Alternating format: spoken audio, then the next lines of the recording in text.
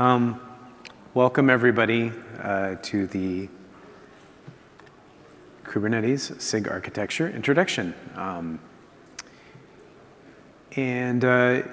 Just a quick question to the room. How many people here, and raise your hands, if you know what a SIG is or what it does?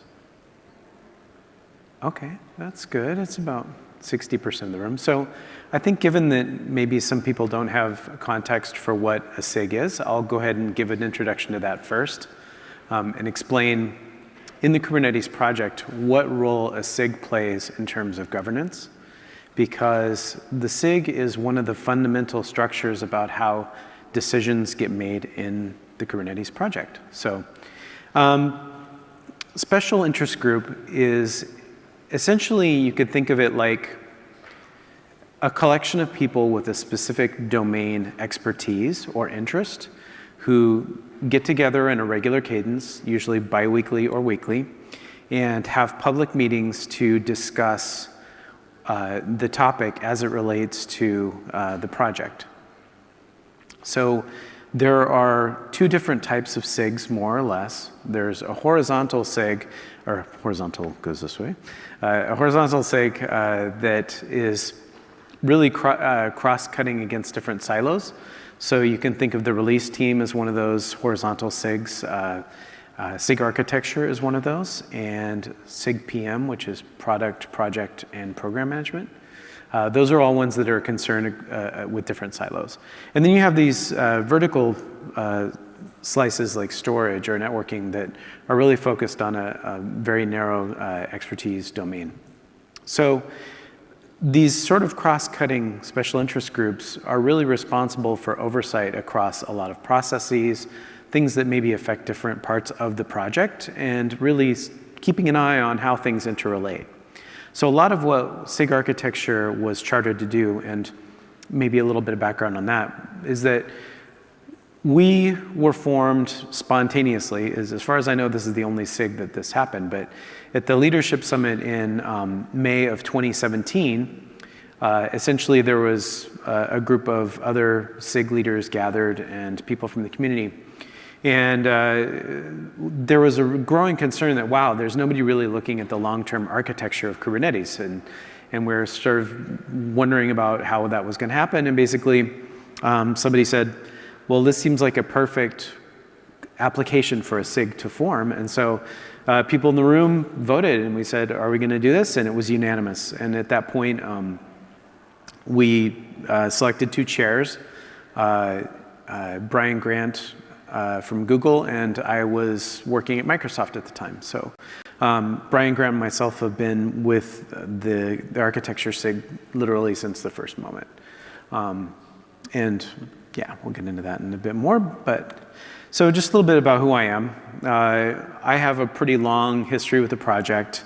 I was a release lead for the 1.8 and 1.10 releases. I'm a member of the Code of Conduct Committee, which you may or may not know even exists, but it's out there.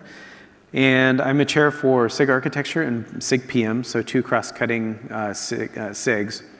And what's interesting is that I see a lot of those overlaps cross-project, so I'm one of those people that has sort of a multifaceted view of different concerns across the project. So I see things maybe from a different angle. I'm a chair emeritus, meaning that I'm no longer doing the job, but I was a release SIG and SIG Azure chair. And I currently work at Google on cloud native strategy, and that's an exciting job. And I've been involved with the project since fall of 2014, so back before Kubernetes was even GA. And in my spare time, I play saxophone and I hand engrave brass instruments. So if anybody is a musician, like, let's talk afterwards. But that's not what you're here for. So the architecture special interest group has gone through a bit of a life cycle evolution, in the sense that when we first formed, I think there was a notion that this was sort of the ivory tower architect approach, where this would be a group of people that would sit in a room and talk about architectural decisions and all that. And over time, what has really happened and evolved is that when you concentrate too much decision-making authority in one place or in a certain group of people, it leads to burnout, it leads to a lot of really negative outcomes. And so one of the core values of Kubernetes as a project is to distribute decision-making as close to the people doing the work as possible. And so SIG architecture over the last year, we really thought about what that would look like. What are the ways in which we can distribute decision-making closest to the people doing the work, which is other SIGs. Again, those are the vertical SIGs, like API machinery and storage, networking, and so forth. So our role is really more around guidance and also a few specific things that we want to keep an eye on over time. Because essentially, Kubernetes, part of the value and power of it is that when you approach the API, you know what you're going to get. It's a very specific style of API. It has very well-known conventions. And one of the things that we want to make sure that over time is that we're keeping an eye on that evolution and making sure it's consistent and that it makes sense. So those design principles are embodied in documents. They're embodied in the API itself, API documentation. Another way that we really ensure consistency over time is in terms of conformance tests. So when we talk about what a Kubernetes is, at the end of the day, we're really talking about a set of conformance tests that can be applied to your cluster that will say, yes, the expectations of the way your cluster is implemented are consistent with the way the API is implemented. And part of the reason that that was done, and I think that this was a really brilliant move in terms of the project, was that we didn't want an ecosystem spinning up where people are, I'm doing my own Kubernetes service, and then you go and try and deploy your workloads to it, and it simply doesn't work because your implementation of that is not consistent. So having a really consistent way to run workloads across any cloud, any implementation of Kubernetes, be it on Raspberry Pi or in GKE or wherever that is, that consistency is really fundamental to building trust with the people that use Kubernetes, all of you and if you're a reseller or something, your customers. So that is really core to the ethos of the project, is maintaining that conformance over time. So really, when you think about what the definition of Kubernetes is, at the end of the day, it's really the conformance test, right? Because if it passes the conformance test, then it's in, and if it's not part of the conformance test, then it's essentially out. So we're going to talk about specifically conformance tests in a bit, but just keep that in your mind as a thing. So architectural renderings are another thing. We occasionally do, this is what the nucleus of the project looks like, and here's what the APIs look like, and all that. We haven't done as much of that, and I'm kind of sad because I feel like that's something that the community could use more of. So when I ask all of you to volunteer later, anybody who wants to get on that, I'll definitely welcome that help. Design principles and deprecation policy. Design principles is really, again, talking about what do we do when we create an API? How do we make sure that when we implement something like a feature like CRDs, how does that maintain the same look and feel? And deprecation policy matters. That's because this is part of our covenant of trust with our community. Having a really sane deprecation policy impacts all the users in the field and how they support their workloads, and essentially minimizing disruption with installations. So we're trying to always keep an eye on when we're going to deprecate something. So we manage a few processes. This is, again, those cross-cutting things I talked about before. API review process is a set of skilled reviewers who've been with the project for quite some time. And essentially, their job is to look at the implementation and make sure that it's consistent with the API conformance guidelines. And really going deeply into these designs to make sure that they're, is this an API that belongs in tree or out of tree? Would this be better served as a CRD?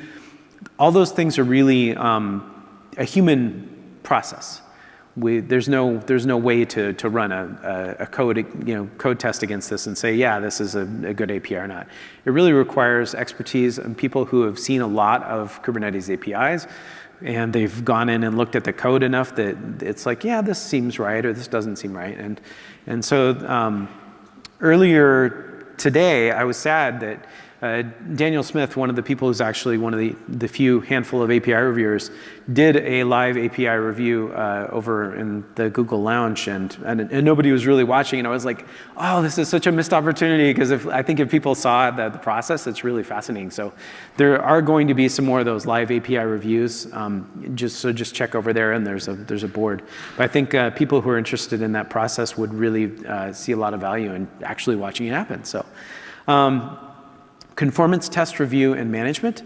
So this is really, again, what is in, what is out. Our test coverage right now in terms of what Kubernetes is not fully fleshed out.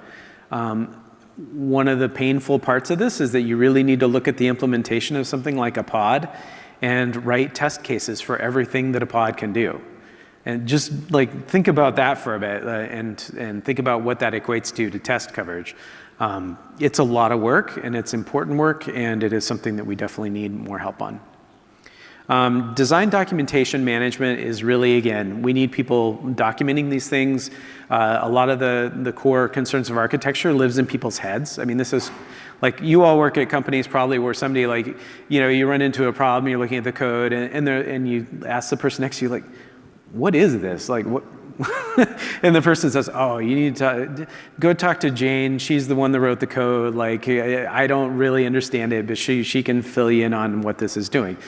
Literally, Kubernetes has some of these things as well, where these things live in people's heads, and we need to get it into documents. And then, again, deprecation policy management is making sure that we're not doing disruptive deprecation. And I would say that just in terms of deprecation, Kubernetes is surprisingly resilient in terms of beta, what we call beta. A lot of beta features don't get wildly changed between beta and GA, which is really cool. And I think that that's built a lot of trust in our community, because even alphas can sometimes be relatively stable over time. And that is partly because there's a lot of thinking and care that goes into feature design. So we talked about governance before. A SIG is essentially a group of people mobilized around a subject matter area, and then they collaborate. So one of the ways that these groups make sense out of the collaboration are what are called subprojects. And so what you can think of in terms of a subproject is these are groups of people that mobilize and quote unquote own code. So a SIG is an umbrella that has domain over certain areas of the code base. And a subproject is actually a group of people in an owner's file that have the ability to commit code to that specific spot and review it. So in architecture and API, this is something where we're the sole approvers. There's, I think, 5 people in the API reviewer approver pool. It may be more than that now, but essentially, as part of that subproject is to not only just look at the code, make sure it's consistent, you manage the roadmap, is to document those design principles and make sure that that document is a living document. Because the API, the way we think about APIs is always evolving. The trick is that in any step in the evolution, you don't want it to wildly deviate from the prior step. I mean, if you look at how APIs are implemented from version 1.2 to now, there's significant differences. There's a lot of ways that things are thought about differently, but there's a lot of ways that things are very much the same.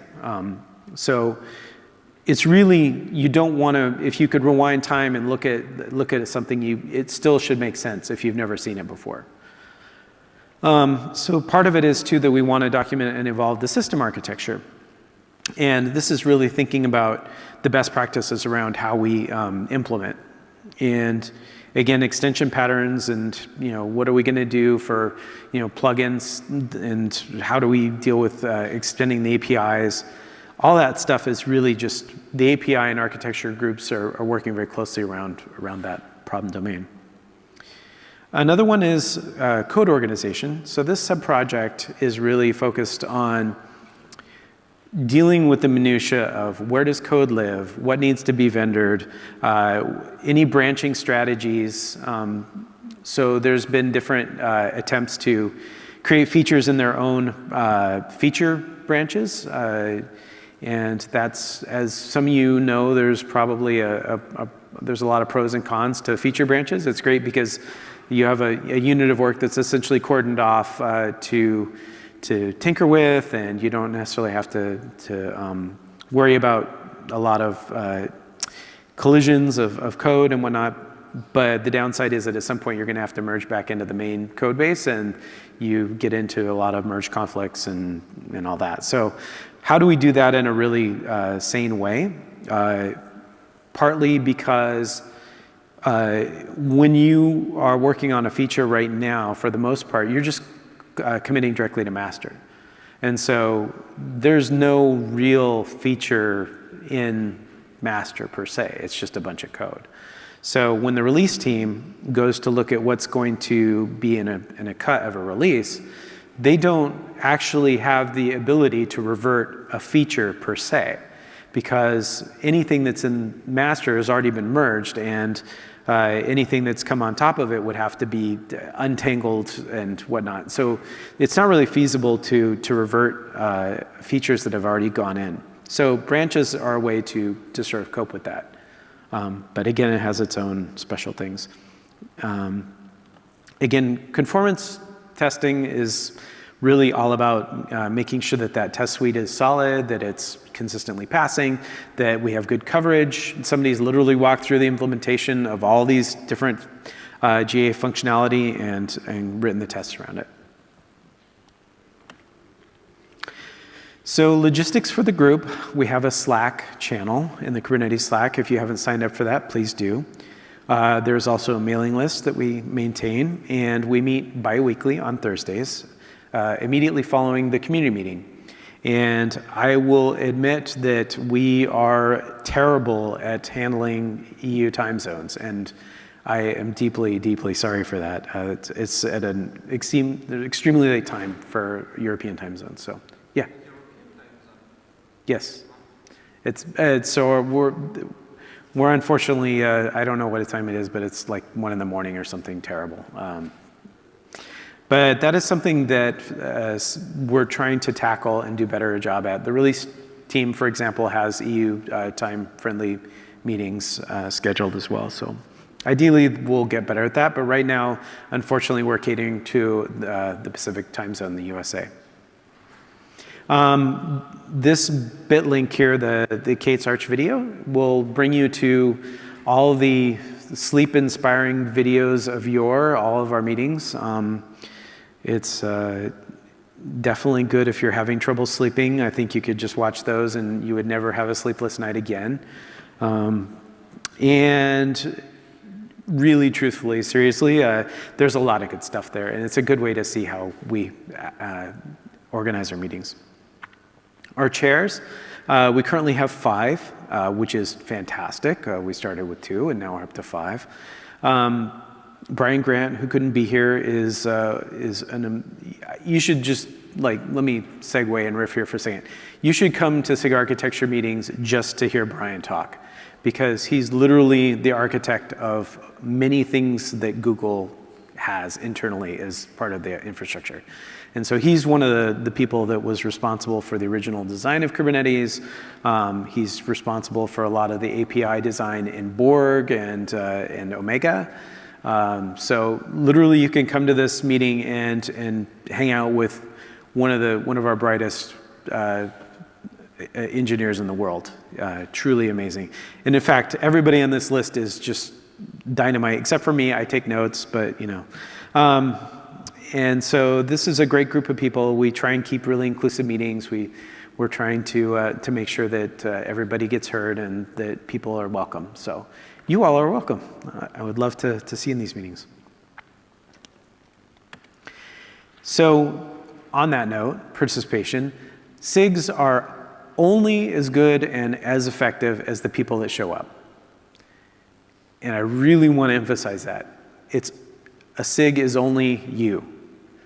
And so when we are doing these things, when we're keeping an eye on these important concepts, literally it comes down to who shows up for the meeting, who's there to discuss it, and who's to do the work. So when we gather as a community for KubeCon, I'm always hoping that somebody in this audience will be like, wow, this sounds interesting. I really want to participate. Because you're exactly the person that we need to be doing this work. And there's not necessarily a super high barrier to entry. And not only that, but the people in our special interest group are exceptionally good at taking time and showing you what you need to know in order to start contributing. And I think about what an amazing career opportunity that is, to be able to get one-on-one connection and tutoring with the people who literally invented Kubernetes. And that's open to everybody in this room. And again, I apologize for the time zone. It kills me a little bit. But come to our meetings and just listen or participate in any way you feel like you can. So we also, for those people who can't attend the meetings, the mailing list is very active. We try and keep discussions really lively and inclusive there as well. There's always something you can do.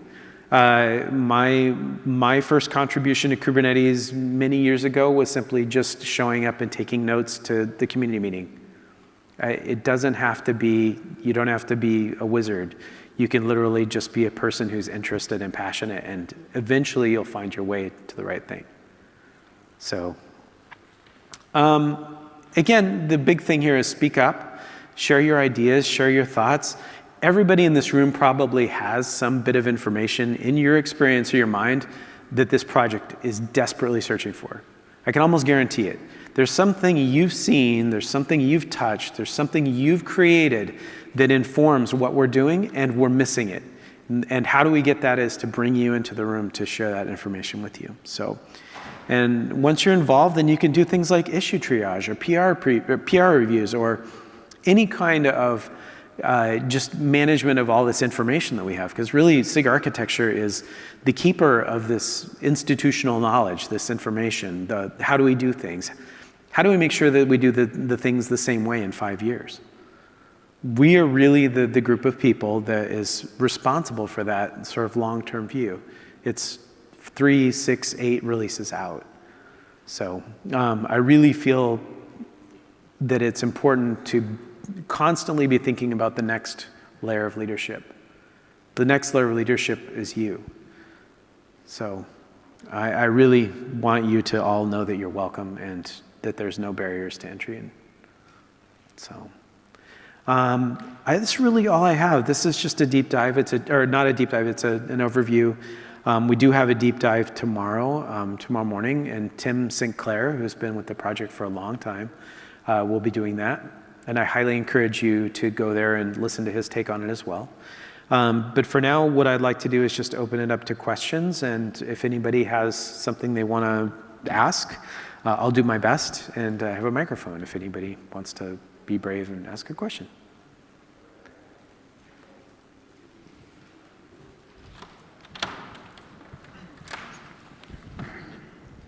Hi. You talk about deprecation policy. I faced with issue when since 1 year you realize like 4 versions or 5 versions of Kubernetes, and documentation for my current version, which is in production, are deprecated and no more available, and it makes a lot of issue for my production. Is there any kind of steps how to upgrade or deprecate old version? I mean, I didn't saw something like this. Yeah, so technically the support cycle for releases is 3. So you've got the release in play and the prior 2.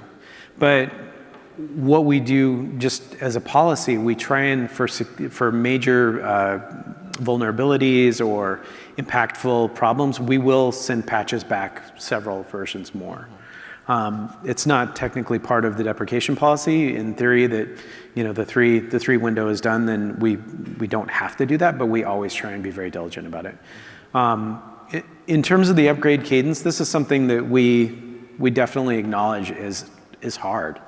I mean, for an enterprise, 9 months is not long, and especially to burn through 3 versions.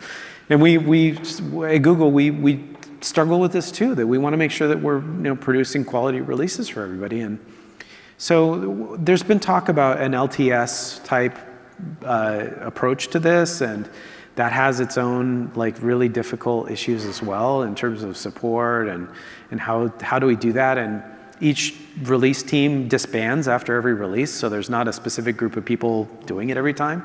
So I wish I had a better answer. I would say show up and let's talk about it.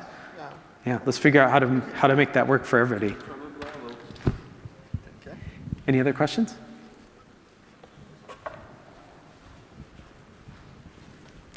Hi. So my question is mainly about the time you have to spend on the project to really get up to speed and then contribute effectively for the community, and for people that have ordinary jobs, how much does it affect your daily routine?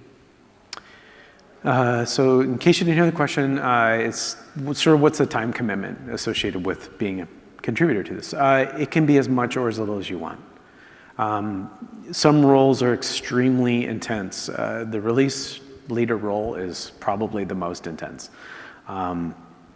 But just being a reviewer, literally you could spend an hour a day and review and triage PRs and issues, and that would be huge. That would take a huge amount of time out of the aggregate amount of work. So as little or as much time as you want. And in terms of your history to be able to be at that point, I would say if you're familiar with using Kubernetes and you understand the design concepts about how it's actually constructed, and you can basically troubleshoot a cluster or deal with what that means, you're going to immediately be in a position where you can help. Yeah, for sure. Thank you. Hey, I have a question. So let's imagine a situation what we have idea of introducing some feature which potentially will touch SIG nodes, SIG scheduling, maybe storage and so on. So what would you recommend, to bring it directly to SIG architecture or start discussing it in the individual SIGs? Well, if it's something that is going to involve API changes. Well, potentially it might be one or more fields in the pod spec. I would say that the idea is go as close to the people that will be coding it as possible. So if you're going to do a new storage implementation, definitely go to SIG storage and get that first take on it. Because, well, one simple way is just look at the code base and see who are the owners for the areas that you want to touch. And those are the first people to contact. Because they're eventually, no matter what you do, are going to have to be the approvers for the code. And then we have a process, what's called CAP, the Kubernetes Enhancement Proposal Process, which allows you to sort of codify what you want to do in a document, and then get that signed off on by the people that will actually do the work. Yeah. Great question. Thank you. Any other questions? How are we doing for time? Anybody? 5 minutes left? Okay, thank you. 5 minutes left for questions. Any others? Oh. Just because it goes on the recording. Correct me if I'm right. For start contributing, just participate the meeting for a beginning and sign up for it. And that's enough. That's enough, yeah. We have people who show up and don't necessarily do anything but show up and just contribute ideas. But what in case if person is on quite low level on architecture, but good in other stuff, but want to participate and learn something new? So yeah. He just, oh, nice. That's really yeah. cool. Yeah, I mean, we really want people to show up and participate in whatever way you can. Hopefully I don't cause feedback. Here. Could you describe the coordination between the horizontal and the vertical SIGs a little bit? Sure. So horizontal SIGs are mainly concerned with things that cross different parts of the organization, but not the code base. So when there are areas that those two collide, the release team being a big one, you will actually have people from one SIG attend the meetings of the other. And in many cases, like myself, I'm a hinge point between some of those things. So this is something we actually have to watch out for, because some people are API reviewers, SIG chairs, sub-project owners, and literally if they got run over by a bus, we'd be in a really bad shape. Like, they would take a lot of that knowledge with them. So again, we want to spread that load out and have more people involved in and attending other SIGs, because they're interested in finding those cross-project things to fix and identify. Did that answer your question? Okay. One more question, I think we're done. Anyone?